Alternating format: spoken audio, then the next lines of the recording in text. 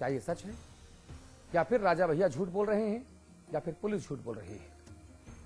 सवाल नंबर 2, मुख्यमंत्री अखिलेश यादव मौन क्यों हैं? वो बताएं कि उस रात गुड्डू सिंह उनके निवास स्थान पर था या नहीं था। सवाल नंबर 3, शहीद जियाउल हक की पोस्टमार्टम रिपोर्ट कहती है कि उन्हें 1 गोली लगी, लेकिन शहीद की बेवा डॉक्टर परवीन आजाद कह रही हैं कि उनके पति को 3 गोलियां मारी गई थीं। सच क्या है? सवाल नंबर 4, शहीद जियाउल हक का पोस्टमार्टम रविवार को हुआ, फिर सोमवार को प्रतापगढ़ के सीएमओ 3 घंटे तक मॉर्चरी में क्या कर रहे थे? उनके हाथ में पोस्टमार्टम रिपोर्ट भी थी और एक पेंसिल भी। चश्मदीदों ने सीएम को पोस्टमार्टम रिपोर्ट के साथ लगातार किसी के साथ फोन पर निर्देश लेते और रिपोर्ट में फेरबदल करते देखा। क्या सीएमओ की भूमिका संदिग्ध है? यह सवाल नंबर 5 है। और सवाल नंबर 6, राजा भैया ने कहा कि जियाउल हक की मौत सर्विस रिवॉल्वर की गोली से हुई। पुलिस ने कहा कि मौत सर्विस रिवॉल्वर की गोली से नहीं हुई। सवाल यह है, सच्चा कौन है, झूठा कौन है? और आखिरी सवाल यह, जो बहुजन समाज पार्टी, कांग्रेस और बीजेपी एक सुर में पूछ रहे हैं कि जब गुड्डू सिंह की गिरफ्तारी हो गई तो उसी मामले में समान धारा में आरोपी राजा भैया की गिरफ्तारी क्यों नहीं हुई? ये वो सवाल हैं जो समाचार प्लस पर हम उठा रहे हैं। इस मुद्दे पर बातचीत करेंगे अमिताभ अग्निहोत्री जी, हमारे मैनेजिंग एडिटर हमारे साथ हैं। हमारे साथ बंसी पहाड़िया जी नहीं है, उन्होंने आने के लिए कहा था, आप कांग्रेसी विधायक हैं। संजीव सिंह सोम हमारे साथ हैं, आप बीजेपी विधायक हैं, आपसे हम चर्चा करेंगे। और बता दूं कि समाजवादी पार्टी के कई सारे नेताओं को, प्रदेश सरकार में मंत्रियों को आज हमने फोन किया। हर किसी ने कहा कि इस मुद्दे पर वो कुछ नहीं बोलेंगे। क्यों नहीं बोलेंगे? जब ये पूछा तो हंसते हुए बोले, अरे भाई साहब रहने दीजिए, क्यों हमारी जान। कांड पर किचकिच, हकीकत से पर्देदारी, कौन सच्चा कौन झूठा, किसकी है जिम्मेदारी, कुछ तो है। तो कुंडा कांड पर समाचार प्लस सुलगते हुए सवाल पूछ रहा है। जी, मैं चाहता हूं कि ये सवाल एक बार फिर से आपके सामने एक एक करके आए। वो सवाल अपने जेहन में आप बैठा लें, फिर चर्चा करेंगे। राजा भैया के मुताबिक हत्याकांड में गिरफ्तार उनका करीबी गुड्डू सिंह उनके साथ मुख्यमंत्री अखिलेश यादव के घर पर था। क्या यह सच है? राजा भैया झूठ बोल रहे हैं या फिर पुलिस? यह अपने आप में एक बड़ा सवाल है। सवाल नंबर 2, मुख्यमंत्री अखिलेश यादव मौन क्यों हैं? वो बताते क्यों नहीं कि उस रात गुड्डू सिंह राजा भैया के साथ उनके निवास पर आया था या नहीं? और अखिलेश यादव के घर के सरकारी रिकॉर्ड्स में गुड्डू सिंह उनके घर पर रिकॉर्ड के हिसाब से नहीं था, यह हमारे पास खबर है। शहीद जियाउल हक की पोस्टमार्टम रिपोर्ट कहती है कि उन्हें 1 गोली लगी, लेकिन शहीद की पत्नी कहती है कि उनके पति को 3 गोलियां मारी गईं। आखिर सच क्या है? सवाल नंबर 4, शहीद जियाउल हक का पोस्टमार्टम रविवार को हुआ, फिर सोमवार को प्रतापगढ़ के सीएमओ साहब 3 घंटे तक कागज पेन लेकर मॉर्चरी में क्या कर रहे थे और फोन पर लगातार किससे बात कर रहे थे? सवाल नंबर 5, चश्मदीदों ने सीएमओ को पोस्टमार्टम रिपोर्ट के साथ लगातार फोन पर निर्देश लेते और पोस्टमार्टम रिपोर्ट में फेरबदल करते देखा। क्या प्रतापगढ़ के सीएमओ साहब की भूमिका संदिग्ध है? राजा भैया ने कहा कि जियाउल हक की मौत सर्विस रिवॉल्वर की गोली से हुई, जबकि एडीजी लॉ एंड ऑर्डर ने कहा कि मौत सर्विस रिवॉल्वर की गोली से नहीं हुई। डीआईजी भी कहते हैं, सीएमओ भी कहते हैं। अब कौन सच बोल रहा है और कौन झूठ बोल रहा है, यह भी अपने आप में एक बहुत बड़ा सवाल है। और विपक्ष बार बार सवाल पूछ रहा है कि आखिर राजा भैया की गिरफ्तारी इस पूरे मामले में अब तक क्यों नहीं हुई?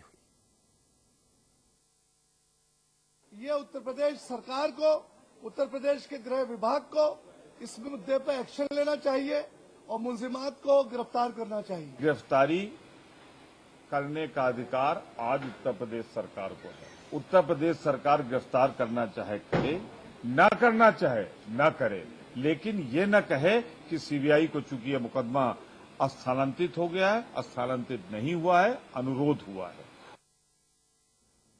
चलिए चर्चा आगे बढ़ाते हैं। अमिताभ अग्निहोत्री जी, ये जो सवाल समाचार प्लस पूछ रहा है, इनमें से किसी भी सवाल का जवाब ना तो राज्य सरकार देना चाहती है, न सत्तारूढ़ समाजवादी पार्टी देना चाहती है, न राजा भैया के गुर्गों की तरफ से मिलता नजर आ रहा है। विपक्ष सवाल उठा रहा है, समाचार प्लस विपक्ष से पहले सवाल उठा रहा है। आगे भी हम उठाएंगे, लेकिन जवाब मिलता नजर नहीं आ रहा। क्यों ऐसा? अतुल, मुझे लगता है कि दो तीन बहुत मौजूद सवाल है, बड़े सवाल है, जिनका उत्तर शासन की ओर से आना चाहिए। अमिताभ जी एक मिनट, और मैं चाहूंगा अपने सहयोगियों से कि जरा अमिताभ जी जब बात करें तो साइड में दूसरी तरफ वो सवाल दिखाए जाएं, ताकि जनता उन सवाल का एक एक हर्फ अपने जहन में पैवस्त कर ले। अमिताभ जी प्लीज। उनका उत्तर एडमिनिस्ट्रेशन को देना चाहिए था, और मैं कहूंगा राजनीतिक शुचिता और लोकतंत्र का तकाजा था कि मुख्यमंत्री के स्तर से उसका निस्तारण होता। आज मुख्यमंत्री को अवसर था। आज जो सवाल हम लोगों ने चलाया सुबह से, उस सवाल की तासीर ये हुई कि जब कुंडा पहुंचे अखिलेश जी आजम खान साहब के साथ, तो वहां उनसे स्थानीय पत्रकारों ने ये सवाल किया जो हमने उठाया था। उन्होंने कहा कि गुड्डू सिंह आपके यहां था या कुंडा में था? अगर आपके यहां था तो कुंडा कांड में उसकी गिरफ्तारी कैसे हुई? मुख्यमंत्री ने उसका उत्तर नहीं दिया। ये सबसे बड़ा सवाल है। और इसमें तो हैरान हूं, राजा भैया ने सबसे पहली तोहमत तो सरकार पर ही लगाई थी। कहा था कि डीएसपी मार दिया गया बल्बे में, और देर रात तक उत्तर प्रदेश सरकार के डीजीपी और एडीजी लॉ एंड ऑर्डर को पता ही नहीं था। लेकिन इस किसी बात का खंडन ना तो एडीजी ने किया, अरुण कुमार कम से कम 7 दफे प्रेस कॉन्फ्रेंस कर चुके हैं उस घटना के बाद से, लेकिन इस बात पर नहीं बोल रहे कि राजा भैया ने झूठ कहा या सच कहा। ठीक है, क्या अरुण कुमार को जानकारी थी या नहीं, या डीजीपी शर्मा को जानकारी नहीं थी? और अगर इन दोनों को जानकारी थी तो इसकी बात कहनी चाहिए कि राजा भैया झूठ बोल रहे हैं। ठीक बात है। और अगर राजा भैया सच बोल रहे हैं तो मुख्यमंत्री को संज्ञान लेना चाहिए कि ऐसे एडीजी और डीजीपी को बैठाए रखने से क्या फायदा, जिनको ये पता नहीं हो कि उनका डीएसपी बल्बे में मार दिया गया। जी, कमाल फारूकी हमारे साथ हैं। आप समाजवादी पार्टी के राष्ट्रीय महासचिव हैं, समाजवादी पार्टी का मुस्लिम चेहरा है, बहुत महत्वपूर्ण आपकी राय रहती है हमेशा। कमाल फारूकी साहब, स्वागत है आपका समाचार प्लस पर। बहुत बहुत शुक्रिया। अच्छा, ये बताइए, जो सवाल समाचार प्लस पर हम लगातार उठा रहे हैं, सवाल हमारा सिर्फ एक बहुत सीधा सा सवाल है, बहुत मूलभूत सवाल है कि राजा भैया कहते हैं कि गुड्डू सिंह मुख्यमंत्री जी के आवास पर था। मुख्यमंत्री जी मौन क्यों हैं? और अगर मुख्यमंत्री जी के आवास पर गुड्डू सिंह वाकई था और मुख्यमंत्री जी ने उसे आशीर्वाद दिया था, तो फिर उसकी गिरफ्तारी होना गलत है? जी हाँ, जी जी नहीं, देखिए, हम इस मामले के अंदर अब इसमें कुछ नहीं बोलेंगे। हाँ। ये सारा का सारा मैटर अब ये तकरीबन मसले की इंक्वायरी के अंदर गया है। तो हम इसमें चाहेंगे यही कि इंक्वायरी बिल्कुल निष्पक्ष इंक्वायरी होती रहनी चाहिए।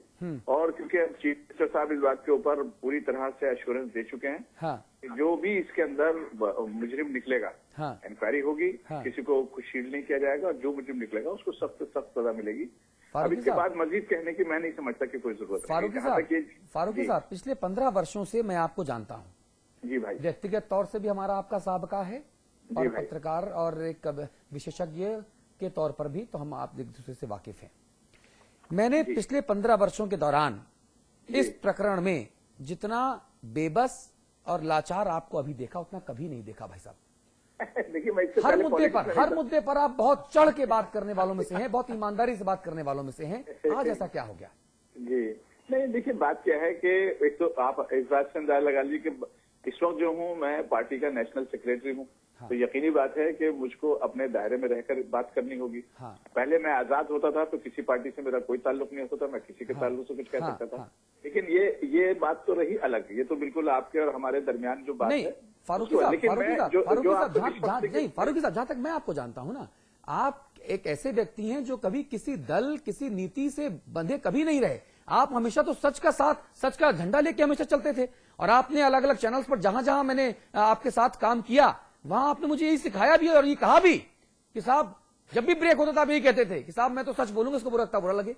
आज आप लोगों के बुरे की चिंता क्यों कर रहे हैं? नहीं, हमको कोई बोलने की चिंता नहीं है, लेकिन आप एक बात हमको ये बताइए मेरे भाई। हाँ। ये आप मुझे 3 दिन से बराबर सुन रहे होंगे। हाँ। मैं बराबर ये कह रहा हूँ कि ये बहुत ही शर्मसार हैं हम, और मसीह के इससे बड़ी कोई इतना कहने बस से काम नहीं होगा ना। कमाल गुड्डू फारूकी सिंह, ये- गुड्डू सिंह मुख्यमंत्री के घर पर था या नहीं था? मुख्यमंत्री जी मौन क्यों हैं? राजा भैया सही कह रहे हैं या पुलिस?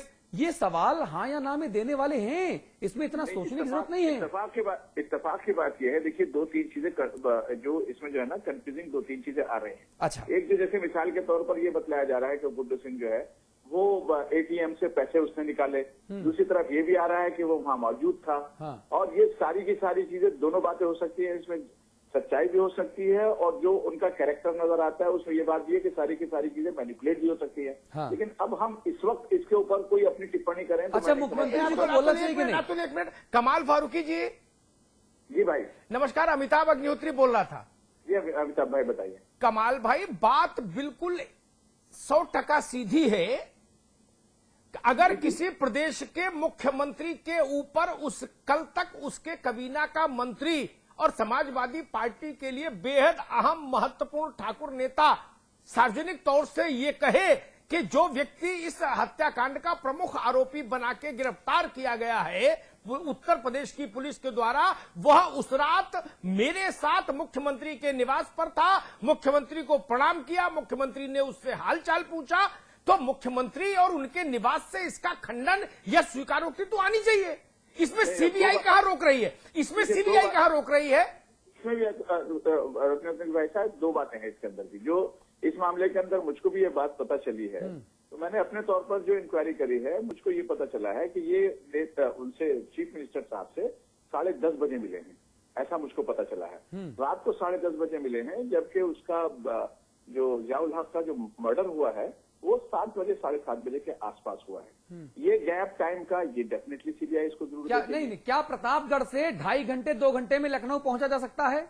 हाँ, मेरे ख्याल से तो पहुंचा जा सकता है, 3-3.5 घंटे के अंदर पहुंच जाता है प्रतापगढ़ से। ठीक है, 3 घंटे वहां से प्रतापगढ़ से पहुंचने में 3 घंटे से ज्यादा नहीं लगते, मुझको ऐसा बताया गया। मैं गया नहीं हूँ प्रतापगढ़, लेकिन मुझे एक साहब ने ये बताया कि वहां से वहां तक पहुंचने में लखनऊ 3 घंटे अच्छा, में यानी कि आपके हिसाब से शक की जो सुई है वो गुड्डू के खिलाफ घूमती सही है कि वो वारदात को अंजाम देकर मुख्यमंत्री जी के पास पहुंचा और प्रदेश की खुफिया तंत्र, प्रदेश की खुफिया एजेंसियां वो सब हाथ पर हाथ धरे बैठी रही कि एक हत्यारा, इतना बड़ा अपराधी हत्या करने के बाद, वारदात को अंजाम देने के बाद माननीय मुख्यमंत्री से आशीर्वाद लेने पहुंच गया। अब देखिए, अब आप जो है ना जजमेंट की तरफ जा रहे हैं।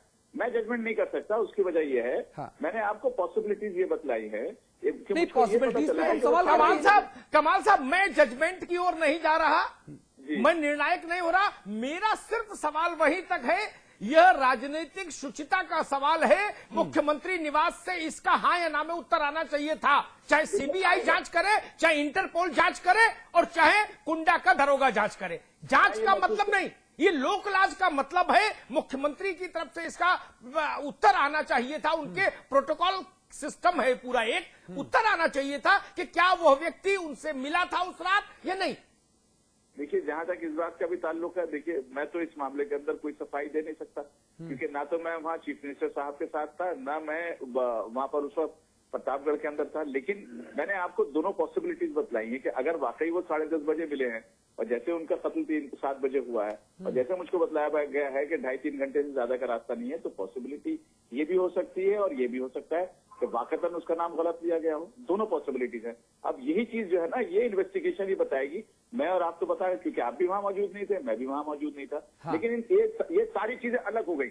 असल चीज ये है कि किसी न किसी ने तो उस मासूम का कत्ल किया और जो शक की सुई जा रही है वो ऐसे आदमी की तरफ जा रही है जिसका सीधा सीधा वहां पर इंटरेस्ट नजर आता है। और उसका एक और बात जो उनकी बेगम ने कही थी, वो कहां तक सही है कहां तक गलत है, इसको भी देखना पड़ेगा। कि उन्होंने ये भी कहा है कि जियाउल हक जो है, इससे पहले जो फसाद हुआ था आस्थान के अंदर, उसका इन्वेस्टिगेशन कर रहा था और शायद वो रिपोर्ट भी सबमिट करने वाला था। तो एक ये तीसरा जो शक की सुई जो है वो उधर भी जाती है कि जिन लोगों ने आस्थान के अंदर मुसलमानों के खिलाफ फसाद किया था, हो सकता है मौके के वही लोग जिम्मेदार हों।